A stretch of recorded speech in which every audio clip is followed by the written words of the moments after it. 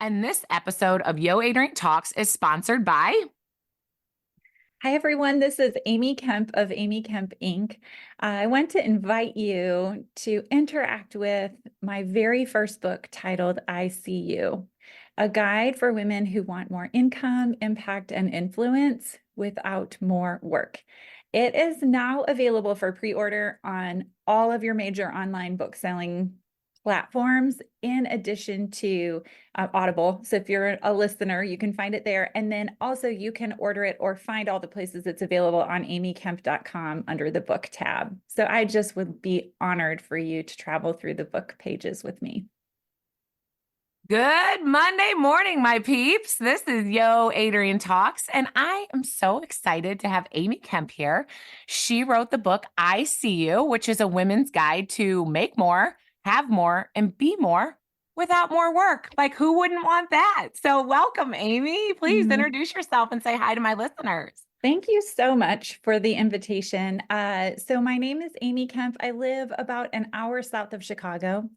I always on social media call my family Kemp Nation. Hashtag Kemp Nation is one of our hashtags. And we'll always say that if I succeed at everything else but fail there, none of it counts. So I have a husband of 22 years. He's an assistant principal at our local high school, and three kiddos, one in college, my daughter's in college, and then two boys, high school and junior high aged. I also am a business owner. We actually own three businesses. I run two of them.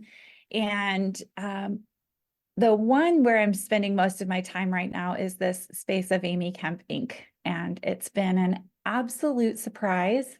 It was the most unintentional start of a business. There was no long-term strategic plan, but it's also been the most exhilarating, terrifying adventure over the last 6 years. So I'm so happy to be here.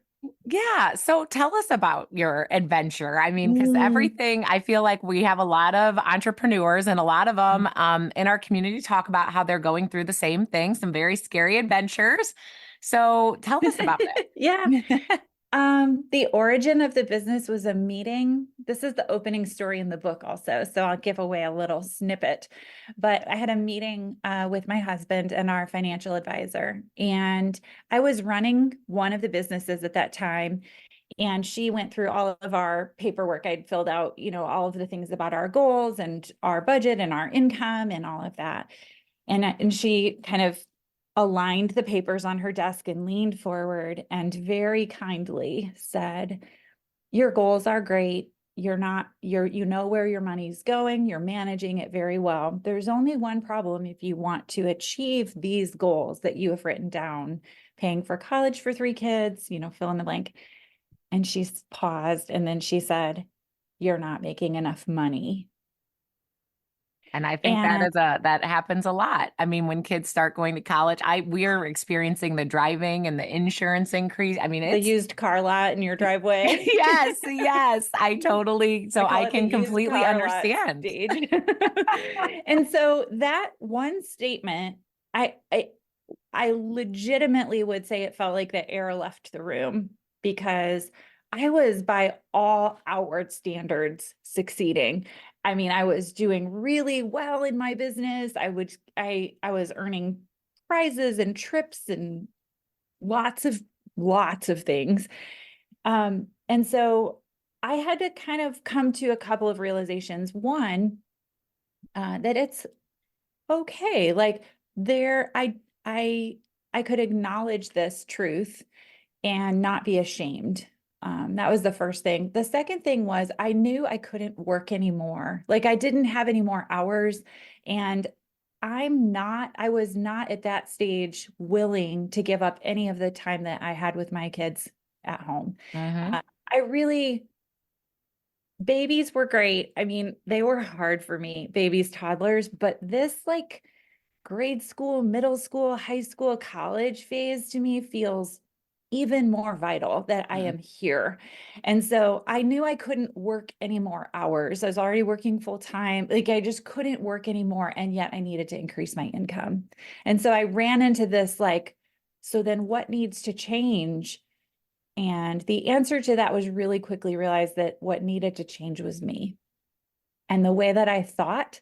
And so the core message of this book is that you can't outwork your thought habits. Like I couldn't just work harder. That wasn't going to create anymore. I had to start to believe different things about myself and my value in the marketplace, but I had to just believe that I was worth more. And that wasn't a bit of there's a lot of depth there. It is very hard. And as you work with, I know you work with a lot of people too, and so do I. As you Mhm. work with people, I mean, it really is, even when you think you don't, when someone else is listening to your words, it's amazing how it comes across that really you do have limiting beliefs on yourself and your value. And just because you don't think you think that way, it is hard because you don't step out and hear your words about, the way you talk about money or the way you talk about Mm. yourself or your leadership or your business or whatever it is. And so was that something that you noticed? Was there things that you recognized you were saying or doing Mhm. um, that Yeah. was holding you back? Well, yeah. I mean, I think one of the things I had to quit doing a lot of things. I had to quit giving away things for free that were really valuable. I had to quit letting everyone's opinion affect my choices. A lot of the choices that I made from that point moving forward um, ended some relationships, changed some friendships forever, really had a really strong impact on lots of parts of my life.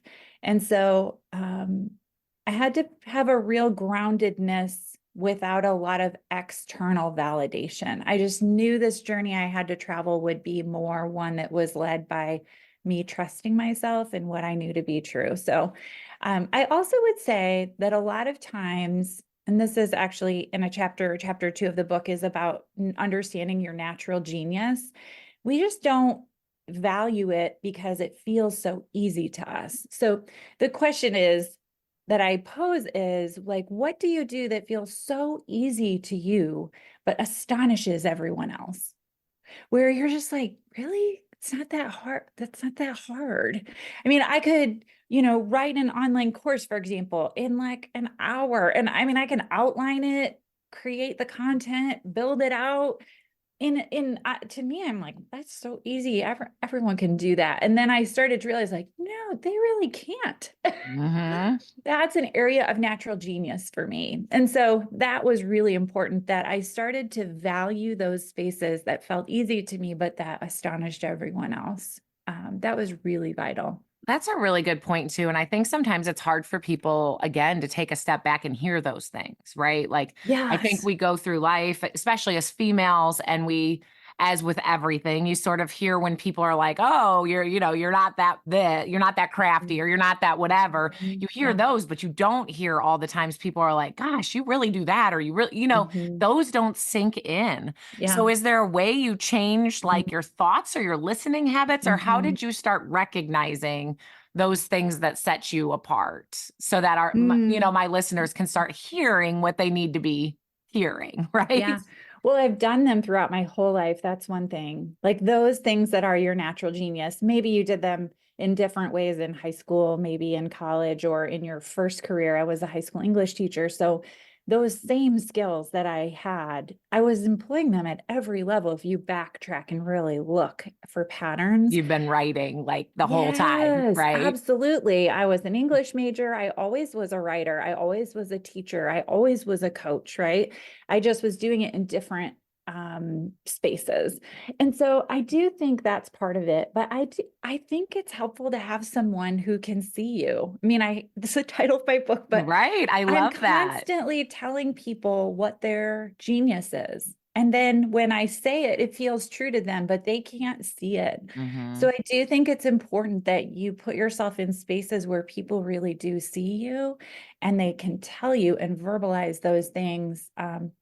I had a client I was working with who was working in one arena and she was like a stellar softball stud, like not just a great softball player, like one of the best in the world. And she was trying to excel in this other area. And I was like, why are we not using your complete genius over here? And so she started this new business and it's thriving and it's growing so she's like, I feel like I'm not working, because it's in this area of natural genius for her, but she was trying to like wedge herself into another arena. And so sometimes it's just that, like, somebody else seeing it and saying, why are you trying so hard over here when this is so easy? Why does it have to be a struggle and so hard? You can make a lot of money doing something that doesn't feel like a struggle. It doesn't have to be hard. It Right. doesn't have to be painful. It can actually just be joyful, and you can do it with ease. At least that's what I believe and what I've found to be true. Well, and I mean, you hear those people who say it feels like I never worked a day in my life. And I think you're right. I think it's because they found that thing that doesn't Mm-hmm. feel like work. Somebody Absolutely. else, like you said, in their shoes, that would be terrible work. Like I always think Yeah. about that. My daughter is a cheerleader and she loves it. And like, oh my gosh, if I even tried to do a cartwheel, like that Uh, would be awful, but she loves it and thrives in that space, right? Like, yeah. so we all have these different things that make us amazing. But Mm-hmm. like I said, I think I love this. I see you because I think that is the hardest part is recognizing that other people are Mm-hmm. looking at you. And Yeah. this thing that comes so easy to you is not easy for everybody. Yeah. Yeah. And then you also have to grapple with the fact that that thing that feels so easy to you, you could charge people a lot of money for it and they would happily pay it. That was really difficult. I don't know how to describe how difficult that feels, but it's like, but I would do that for free. And so this wrestling with the money is just the mirror. That's a chapter in the book also, but that money is a mirror. It can tell you so much. It gives us so much great information if we look at it without judgment, just about what we feel our real value is and how we are recognizing that value and capturing it. So, So how did that how I know that that is I'm mm, trying to get the words out. I know that that is such a big thing. I deal with that constantly and yeah, again in the women's space especially, right? Because we're especially. nurturers, we want to help everybody. That's where, it comes from this place of love and I know Yeah. that.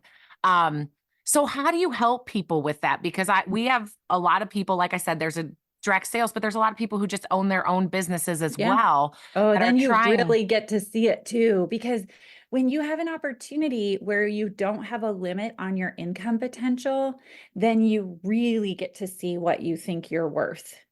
Now, that's not always true if it's like something you're doing on the side, where you may just not have the capacity to put toward it. I didn't mean to interrupt you, by the way. No, you're I fine. just so excited. Yes. No, I'm glad. So I feel very like if you want to know every unhealthy habit of thinking in your brain, move from being an employee to being an entrepreneur. I mean, it's like everything that was under the surface will just rush to the top. And especially if being an entrepreneur depends on you pricing a service that is you, like you're pricing yourself. So that's like an added layer of noise that pops up in your head. But this money piece, I think the first step to changing our habits around money is to recognize that it's a relationship we have with it, just like we have with our sister or our parent or our spouse or partner. It is a relationship. We interact with it daily. And it has a lot of great information for us, but we've got to really step back from it and start to pay attention to our stories around money and whether those stories are true and whether they are serving us. So, is it true that I won't be as good of a mom if I make more money? Well, maybe if I am working more hours, but what if I'm working fewer hours and making more money? Will I be a better mom because I'm not stressed out about money? Yeah, right? So is Yeah. that story true? Not necessarily. So is that story one that I can release and create a new story to replace it? A lot of us have a lot of value judgment around money, women especially. Oh, I just want to make it so I can give it away. Well, that's kind of a poverty mindset. It doesn't attract money to you. And money is energy. Money moves toward peace, patience, wholeness, abundance. It moves toward knowingness, rootedness. It flees from fear. It flees from desperation. It flees from chasing. You want money to move away from you, chase it. It will run, right? So it is a very energetic space also that we pay attention to, but it's a great mirror of, okay, so I was personally, based on that first story, under earning based on what I was contributing. So I had to wrestle with that. Okay, so what is that? How come I'm doing that? Well, I was getting a lot of recognition. I was getting a lot of other kudos, right? And so that was filling a need, and I was willing to sacrifice the money. But what if I could have both? Did I need, what if I could earn more and have that? Did I have to give up one for the other? No. So I just feel that we create narratives and we live them out, and they're subconscious mostly, that we've got to pull to the surface before we can ever change the outward result, particularly around money. But then it can move toward you really quickly. That's a really exciting thing too. It And can change really quickly. I was going to say, and that's such an interesting fact because what you kind of just said, I know one I hear a lot in coaching is like, I don't want to be greedy, right? You know, women and they Uh, don't want to be greedy. And what you which, just yeah, go the ahead. premise is, if I receive this, I'm taking it from someone else, not there's an unlimited supply. And so it can move freely. I can allow it into my life, and that doesn't damage or harm anyone else. It's also a movement. Like, so where is money not moving in your life? Are you not being generous? Are you being too generous? Too much is going out, or too much is being spent. And so you have an unhealthy relationship that way. You probably have unhealthy boundaries in other ways in your life too. But it's just such a cool, like, it can tell you so much. So Yeah. yeah, Well, and I just like the thing that I also saw with that, with the greed, yeah. worried about being greedy is I feel like even in what you said, like some women believe I can't have a flexible Mm, schedule and make good money, or I can't have this and this, which again, because if I did, I'm greedy, or, like again, yes. those thoughts come in. Mm, So like I selfish. said, They I say know, that too, right? Like it's selfish. I would have to, yes, it would be selfish. It would be, yeah, definitely. Or like, who, who would you have to believe yourself to be to earn that amount of money? Fill in the blank, right? Who would you have to be to earn $5,000 a month, $10,000 a month, $20,000 a month? Who would you have to, what would you have to believe about yourself in order to receive that level of income? Those are great questions to wrestle with. yeah, and I think that it's so interesting the way that you're bringing that up, that these are questions, and you have to kind of think them through. So Yeah. what are some of the ways, Mm, you went through and thought them through and sort mm, of got a hold of them to yeah. realize like these are thoughts that are crossing my mind. These are beliefs that I have that are not Sure. necessarily true. Sure. One of the things I had to do, this is a great illustration that I use in the book also, of before my relationship with money, it felt like I was in an ocean. So when my commission check was high and business was great and there was a lot of revenue, I was like on the crest of the wave. And then if the economy changed or there was a down month, and again, this is working in an industry where you're paid strictly on commission, right? Right. So then I would crash into the wave, and I would feel scared and nervous and anxious, and then I would ride the wave, and then I'd feel great and I'd be so confident and I would whatever. But I was in the ocean. And so what I had to learn to do was basically swim to the shore, go to the store, buy one of those little low beach chairs, in an umbrella, and set myself up on the beach and start to watch money and not engage with it emotionally. So the money would ebb and flow. I could see that because an ocean is supposed to, it's supposed to move. There is supposed to be movement. We've just had a great outward flow because we had to buy a bunch of cars for our people. Right. And I do know. but I'm like, that's what it's there for, right? It's there for that. And so let it go and don't get fearful. And then watch as it comes back in, and know that that's normal. Also, know when you're looking at the ocean from the beach, there's no lack of water. There's no lack. That is a Nobody good worked point. Yeah. to run out of ocean. Like, it's not, It's silly. You also know that storms come and then they pass, and that there are beautiful days and there are windy, uncomfortable days. But the more you can be separate and observing it, kind of sitting on the beach and not in it. And that, you know what the hardest time to do this is? When things are going really well. It's really hard to stay separate from feeling good because of that.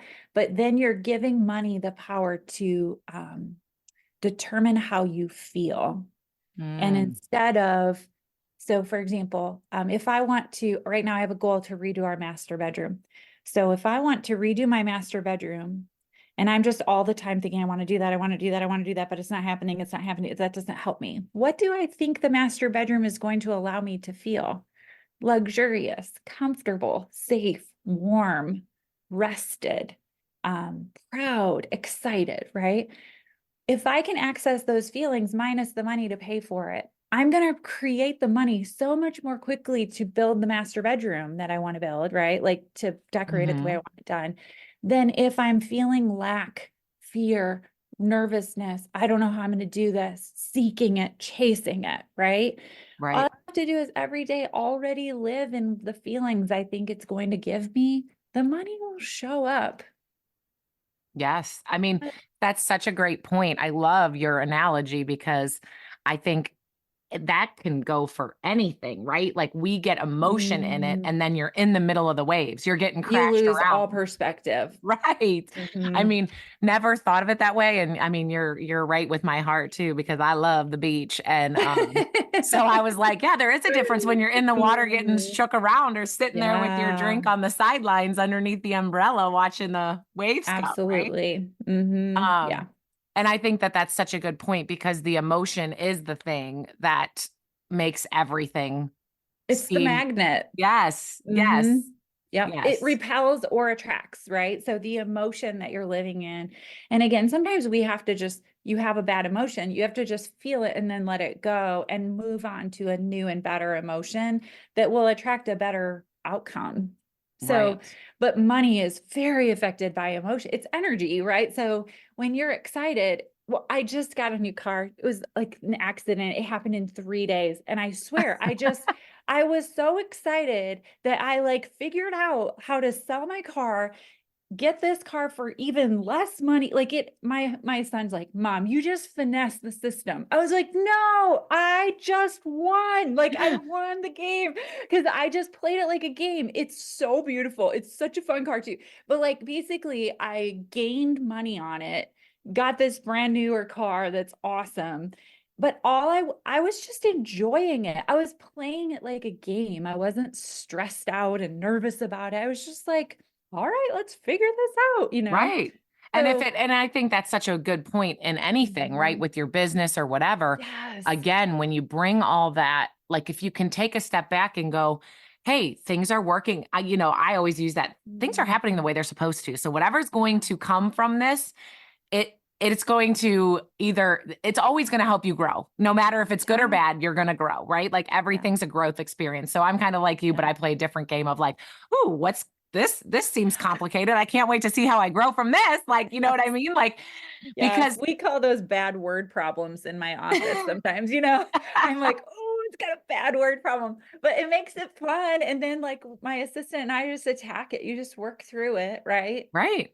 Yeah, it is a And part of it without question. yes, and Yeah. I love that because it's something that I saw Mm, a coach talking about the handle hard better. And I think that that is mhm. like a life mantra, right? Like when you Yeah. can start handling the hard things with ease, you Yeah. realize that the reason they were hard is everything you put into it, all the Yeah. emotions you attach to it. Like you said, Yeah. when you're feeling Yeah. success or you're feeling unsuccessful, that's your emotion attached to something You're giving your versus power away to that thing. yes, yes. Mhm. Instead of just knowing you're successful and that part of success is waves, right?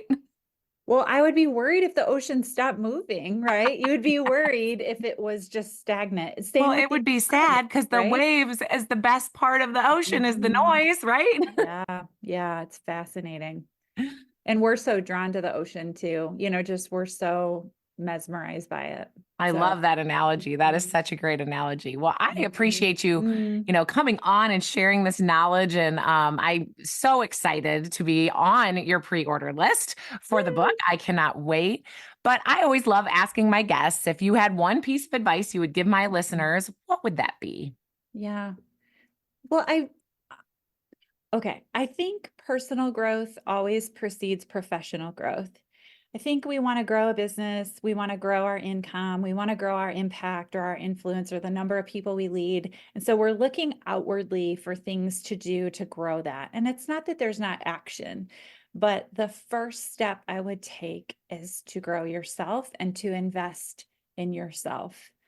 Um, I've spent more money on coaching than anyone I know, maybe with a few very, very few exceptions. And those are like some of my favorite people. But at every step of the way, if I felt stuck, I just knew I needed to invest in me. Hmm. I needed to grow me. I needed to think differently. I needed to understand myself differently. And so I would make no apologies for that investment. I would do whatever it took to make that investment. And I would take it on with like a zest and a fervor and enthusiasm. Because when you start growing you, all those external things that you're trying to change right now just start to move. It just starts to change and Hmm. move and grow in ways you never expected, um, when you just really kind of dig deeper in you. So, I love that. I totally agree. I think some mm, of you know, the best investments I've ever made were in mm, coaching. And, like I for said, sure. and I think people show up in your life at certain times for certain reasons, Oh, and it is to help you grow. yep, And without I love question. that. Well, I appreciate you so much coming on. I'm excited, and I will share with the listeners in the group this week website and how your book, so that they Yeah. can also get on the pre-order list.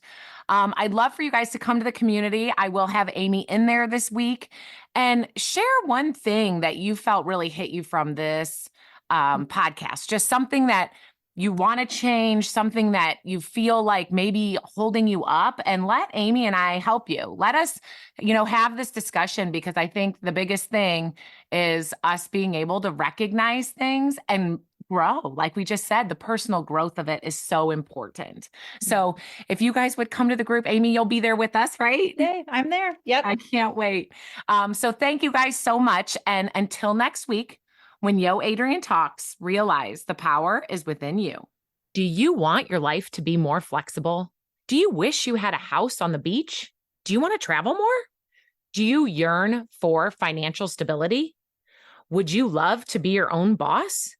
We all have a different dream life. It is literally so different for everyone. I help each person individually figure out what they really want. And then we work on your mindset and actions to start creating the life you've always wanted. So if you're interested, go to yoadriantalks.com, click on coaching, and check out all my different coaching programs so that you can start having the life that you deserve.